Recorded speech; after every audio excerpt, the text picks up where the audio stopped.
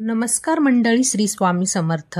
स्वागत आहे तुमची माझी या यूट्यूब चॅनलमध्ये. आजचा दिवस तुम्हाला खूप छान सुखाच्या आनंदाच्या जाऊ हीच मी स्वामींच्या चरणी प्रार्थने करते आणि आज या नवीन व्हिडिओला सुरुवात करते. यंदा 2 ऑगस्ट म्हणजे रविवारी. उद्या आहे संकष्टी चतुर्थी. संकष्टी चतुर्थी ही भगवान श्री गणेशाला समर्पित आहे. एक अत्यंत शुभ आणि तिथी मानला जातं. असं मानलं जातं की या दिवशी भक्त बाप्पांच्या पूजा करतात, ज्यामुळे जीवनातली दुःख कमी होतं आणि आनंदाच्या समृद्धी मिळतं. भक्त या दिवशी व्रत करतात. संकष्टी या शब्दाचा अर्थ दुःखांचा नाश करणारा असा होतो. म्हणूनच भक्त भगवान गणेशाला विशेष प्रार्थने करतात आणि त्यांच्या जीवनातली संकट दूर करण्याकरता प्रार्थने करतात. धार्मिक मान्यतेनुसार देवी पार्वतींनी प्रथम आपल्या पुत्र गणेशांच्या दीर्घ आयुष्यासाठी आणि कल्याणासाठी संकष्टी चतुर्थीच्या व्रत केल्या होते.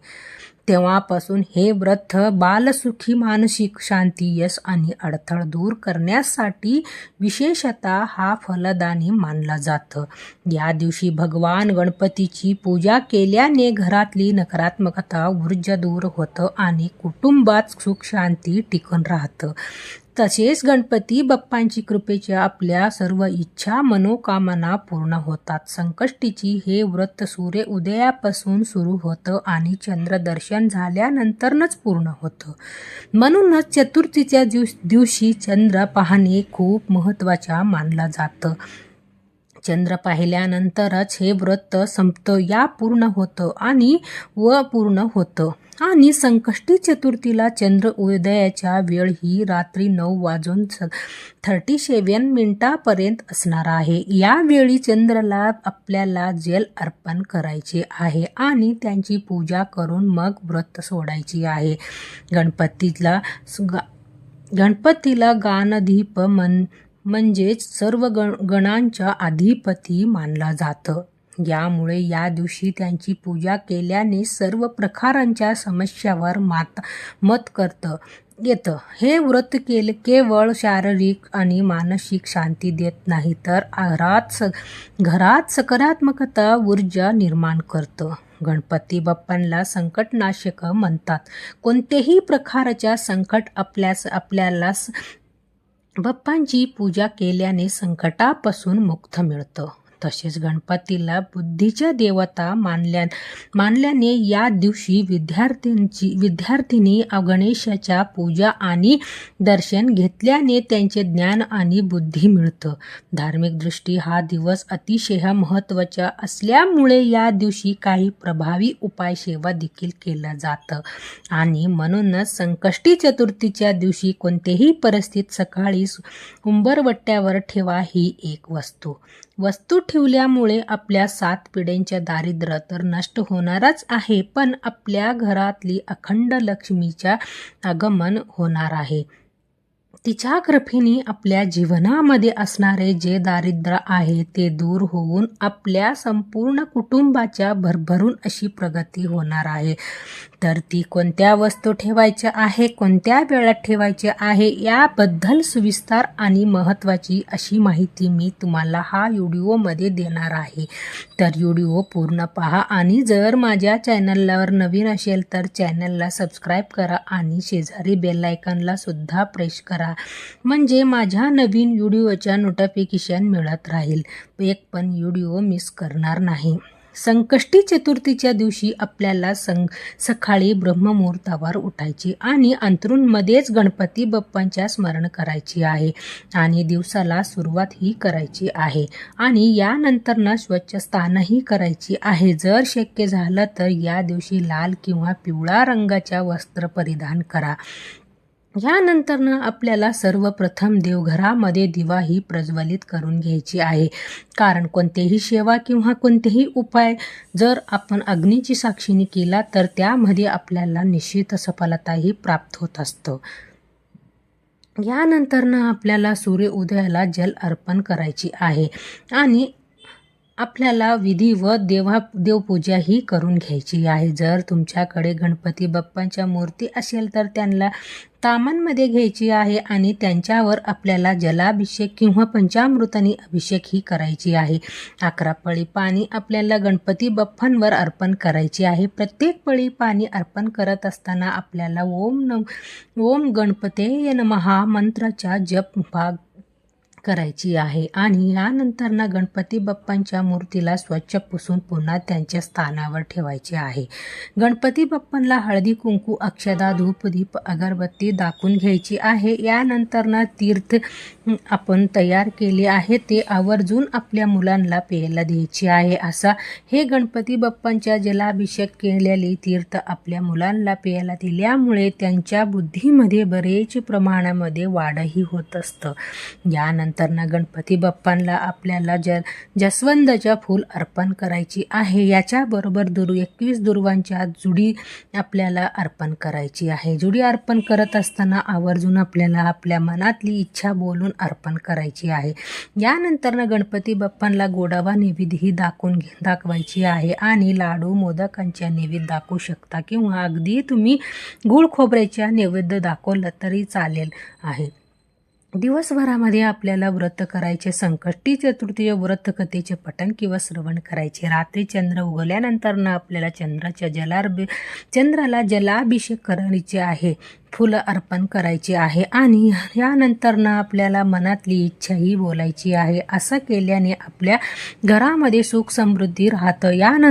यानंतर आपल्याला व्रतही सोडायची आहे. आता हा उपाय तुम्ही कधी करायचे तर हा उपाय आपल्याला संकष्टी चतुर्थीच्या दिवशी सकाळीच करायची. देवपूजा करून झाल्यानंतर आपण लगेचच हा उपाय करायचे. जास्तीत जास्त तुम्ही दुपारी 12 वाजेच्या आत हा उपाय जे आहे करू शकता. यानंतर तुम्हाला हा उपाय जे आहे तर करता येणार नाही. आता हा उपाय करण्याकरता आपल्याला एक मातीची पंती ही घ्यायची. मातीची पंतीमध्ये सकारात्मकता अशी लहरी असतात. मातीची पंती ही पंचतत्वापासून बनवलेली असतं. आता हा मातीची पंतीमध्ये आपल्याला 2 वातीची एक वात तयार करून लांब वाती टाकायची. तसेच हा दिवामध्ये आवर्जून आपल्याला शुद्ध गाईच्या तूप टाकायची आहे. पण आता काही कारणच नसेल तर तुमच्याकडे शुद्ध गाईचे तूप तर रोजच्या देवपूजामध्ये जे तेल तुम्ही वापरता ते टाकू शकता आणि यामध्ये तुम्हाला चिमूटभर हळद ही टाकायची आहे.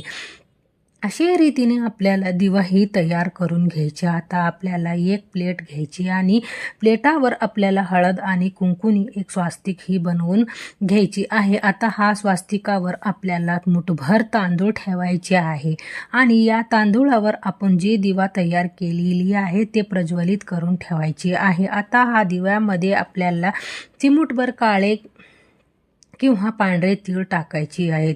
तीळ ही गणपती बाप्पांना अतिशय प्रिय. याच्याबरोबर आपल्याला एक मनी प्लांट पान सुद्धा घ्यायची आहे. मनी प्लांट पान आपण घेणार आहोत ते व्यवस्थित पाहून घ्यायचे. ते अखंड असावे, कुठेही तुटलेली फुटलेली किंवा खराब झालेली नसावे. वास्तुशास्त्रानुसार मनी प्लांट संबंध बुधू आणि कुबेर ग्रहाच्या असलेलीच सांगितलं जातं. बुधू ग्रहाच्या अधिपती ही गणपती बाप्पा आहे आणि गणपती बाप्पा ही विघ्न अर्थ आहेत. म्हणूनच मनी प्लांटचं झाड आपल्याला घरामध्ये लावलं असल्यामुळे आपल्या घरामध्ये कोणत्याही प्रकारच्या संकट विघ्न येत नाही. तसेच कुबेर देवता ही धनाच्या देवी आहेत. म्हणूनच जर त्यांची कृपा आपल्यावर झाली तर आपल्या जीवनामध्ये सुख समृद्धी ही कायम टिकून राहतं. तसेच मनी प्लांट साक्षात माता लक्ष्मीच्या स्वरूप सुद्धा म्हटलं जातं.